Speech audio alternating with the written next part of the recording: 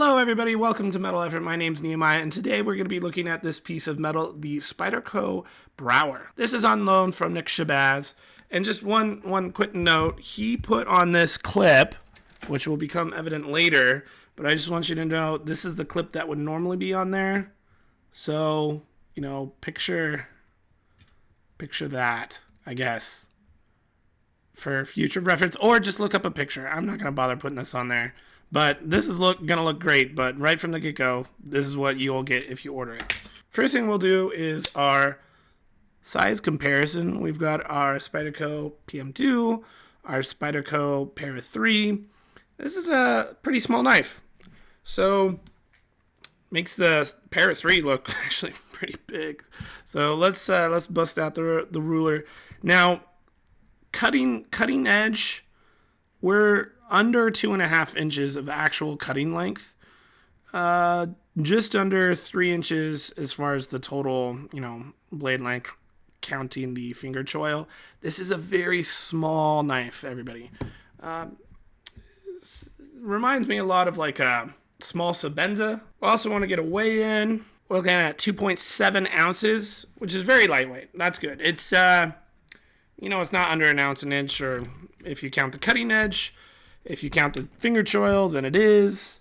So it's definitely in the under 3 ounce, very, very EDCable. Anything, under 3 ounces when it's this small, it doesn't matter, if it's less than that too much. You don't want it to be, too insubstantial. So with that out of the way, let's get into our dent. The decent, the excellent, the nitpicks, and the terrible of this piece of metal. First off in the decent is the blade grind. This is, some Spyderco does really, really well. Just that full flat grind. This is very thin blade stock. And with that, big grind, it's just a very slicey little blade. Kind of reminds me of the Chaparral a little bit in terms of, the size, the grind, and just kind of the cutting performance that you would get in most experience. This is an S30V. This is kind of their go-to for trying something new with one of their collaborative efforts, something like the Capara.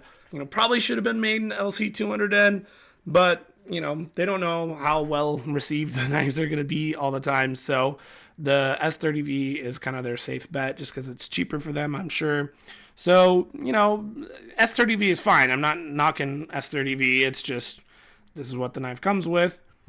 It's decent, combined with this blade shape. I think you're going to be fine. It's a good EDC blade shape where you have, a little bit of a spear point so you could stab if you need to, getting into clamshell packaging. If you need to cut up an apple, it should be fine. And next thing I like is, our pinch grip finger choil thing going on. So this is in 1.5 billion Spyderco models, and there's one key difference here that I'll point out, and that's just normally on Spydercos you'll have a little bit of jimping underneath here. So jimping down here and jimping up here on the blade to give you some really, really good, grip. This has jimping on top, but not underneath. As far as like the good bits about this is, again, we get our fingers to be closer together. It does lend to the illusion, or maybe even fact, that you have very good control of the blade. You feel very connected to it.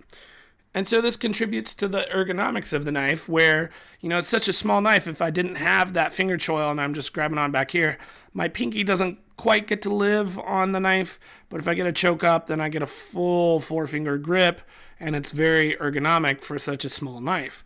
So, this gives the knife the feel in the hand a lot more positive than when you're looking at the blade. I think, it kind of looks silly, really, just like how much of the blade is not actually cutting potential. You're looking at like almost 4.5 inches of non-edge, and then only, less than 2.5 inches of cutting edge. So the blade to body ratio in terms of cutting edge is horrendous on this knife. But the trade-off is good ergos and good control. So I like that they're willing to take a knife into a different direction. You usually don't see this level of discrepancy in blade to body ratio. Just if you have a small knife, you can't make your finger choil too small, right? So the finger choils on these are basically identical because, humans have an average size of a finger, and you can't make it for like baby fingers to preserve a better ratio on the cutting edge. So that means percentage-wise, that finger choil is going to take up more of the blade percentage-wise than something, with a bigger blade that has the same finger, space there. So, most people just wouldn't even try that on such a small knife. So I want to give him props, even though I usually ding a knife on not having good blade to body ratio. When you factor in how small this knife is, I think that nitpick kind of evaporates, and I'm actually fine with it. I don't want every single knife to be exactly the same, and I think this is, different for a good logical reason. This knife was made in the Taichung plant, so another decent thing here is just the fit and finish. Fit and finish is pretty solid. Blade is perfectly centered. There's no blade play whatsoever. Lockup is good. Like all the normal things you look for good fit and finish are there. And, that we've come to, expect that out of Taichung at this point. Next thing I like about this is just the fact that this is a titanium frame lock knife. Now, we got a lot of those, so why is that a positive thing? Well, because you don't see that many on such a small knife like this, much less a production one. Like the aforementioned small Sebenza is really the one that springs to mind of, a quality made knife that is titanium, frame lock. This, I think, given the price, which is about $175, this compares favorably to the small Sebenza, I feel like. They both have a opening apparatus that's, same ideas, kind of a Sebenza open. This does have the cheat. If you get used to it, you can jab your finger in there and do a spider flick if you get used to it. But, they're about the same size knife. I think quality-wise, definitely a Sebenza would be nicer, but this isn't that far behind in terms of just like build quality. So I think it's a good value. You look at, what this knife is offering, and I think it's not that far behind. Now let's talk about the Excellent. The Excellent is, this is the first time that I'm going to say this, but there's nothing excellent about this knife that excites me. It's good cutter, good value, good ergos, decent, build quality, fit and finish. Those are all good. And I guess the excellent here is just that it's a competent knife, I guess. There's nothing about this knife that gets me excited.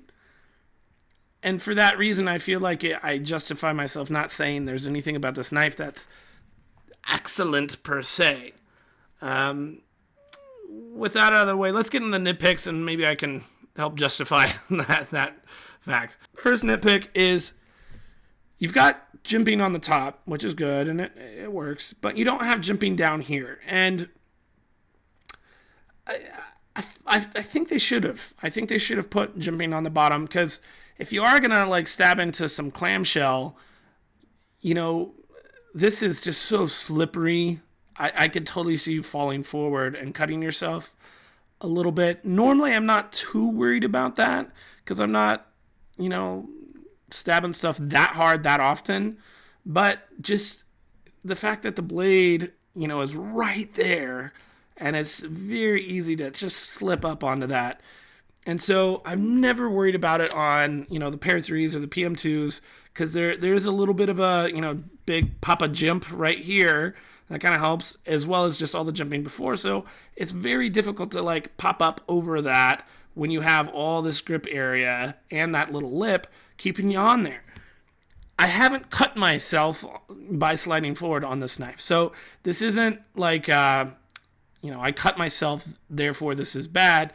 It's just a possible nitpick, a possible problem that, depending on what you're getting this knife for, if you're making a lot of stabbing cuts into non-soft material, you might want to look for a different knife, is all I'm saying.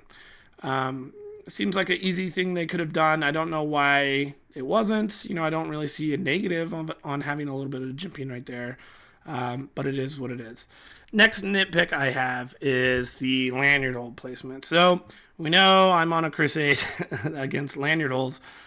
But it's fine if it's on the knife. There's better places to put it. You're taking that lanyard hole has more priority than the clip.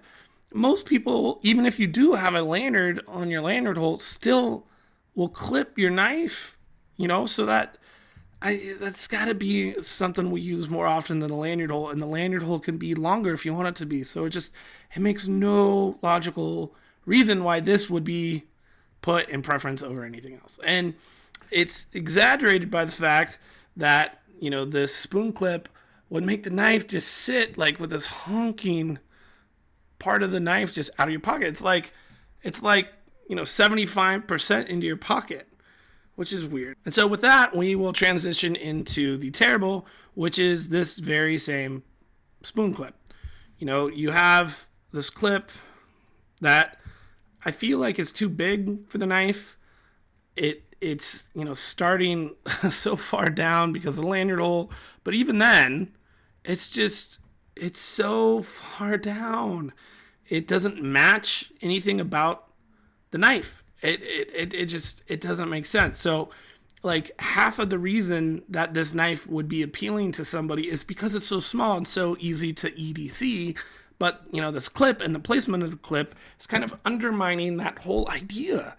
I could get a much larger knife that has a better clip and would hide in my pocket much better than this, which could be considered a better EDC knife. If people aren't like, what the heck is in your pocket? Or if it's sitting, at an awkward angle to where you sit down and you get jabbed with the back of your knife. So, I don't know. This is like a horrible thing. The good news is, as far as terrible things, this is pretty easy to fix. We're staring at it right now. You can get a third-party deep carry clip. So,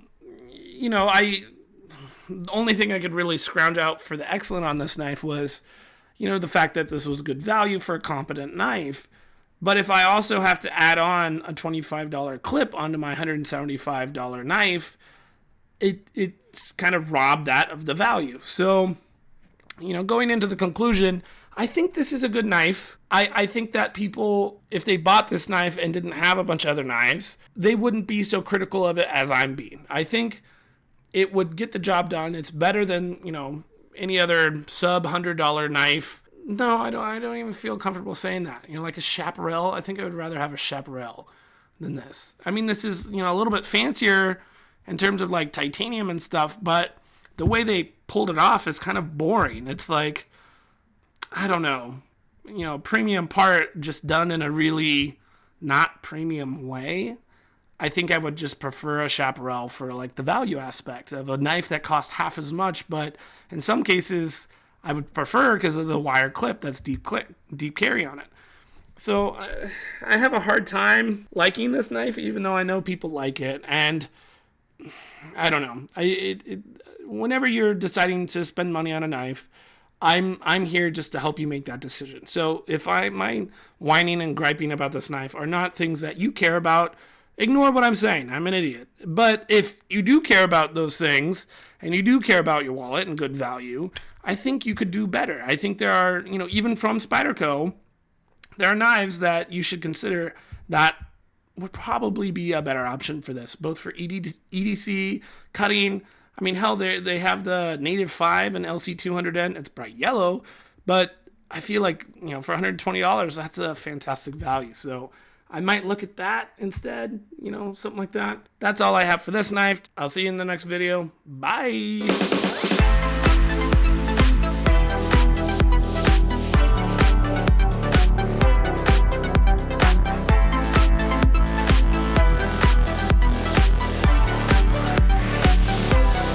This little piece of metal, the Spyderco Brouwer?